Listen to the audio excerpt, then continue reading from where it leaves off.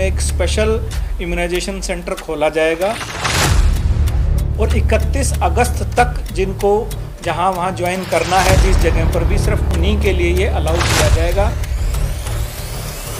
इसके लिए आपके डॉक्यूमेंटेशन रिक्वायर्ड होगा, पासपोर्ट ज़रूरी है।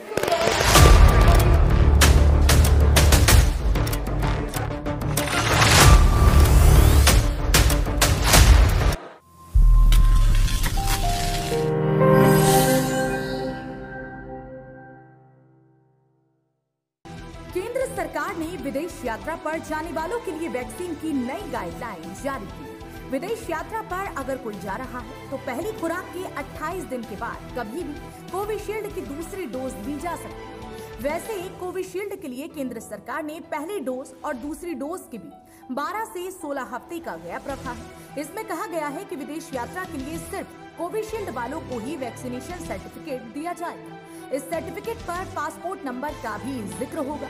भारत की दूसरी वैक्सीन कोवैक्सीन इसके लिए क्वालिफाई नहीं कर रही। बिल्कुल, जैसा आपको ध्यान में होगा, 7 जून को भारत सरकार की तरफ से दिशा निर्देश प्राप्त हुए थे कि जो लोग स्टूडेंट्स हैं या जिनको फ़ॉरेन नौकरी कर रहे हैं, बाहर विदेशों में नौकरी कर रहे हैं, उनके लिए कोविशील्ड की या वैक्सीन की डोज के लिए, दूसरी डोज के लिए दिशा निर्देश जारी किए थे। जैसा आपको सभी को मालूम है कि सेकंड डोज कोविशील्ड की 84 डेज के बाद अलाउ थी, लेकिन 7 जून को जो भारत सरकार की तरफ से दिशा निर्देश प्राप्त हुए थे जिसमें 28 दिन के बाद सेकंड डोज कोविशील्ड की लगाई जा सकती है, और इसी प्रक्रिया में हमने कल से सेक्टर 31 पोली क्लिनिक में एक स्पेशल इम्यूनाइजेशन सेंटर खोला जाए। यह गाइडलाइन उन लोगों के लिए जारी की गई है जो 18 साल से ज्यादा उम्र के हैं और 31 अगस्त तक विदेश यात्रा पर जाना चाहते हैं। इसमें पढ़ाई के लिए विदेश जा रहे स्टूडेंट्स, नौकरी के लिए विदेश जा रहे लोग, टोक्यो ओलंपिक्स गेम में शामिल खिलाड़ी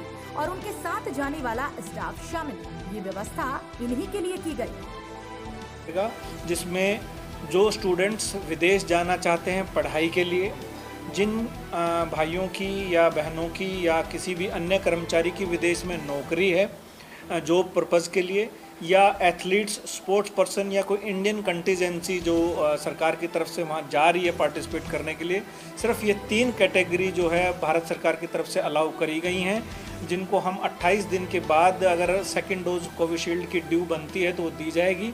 लेकिन इसके लिए भी साथ में, जैसा मैंने बताया, सिर्फ 3 कैटेगरी रहेंगी और 31 अगस्त तक जिनको जहां वहां ज्वाइन करना है जिस जगह पर भी, सिर्फ उन्हीं के लिए ये अलाउ किया जाएगा।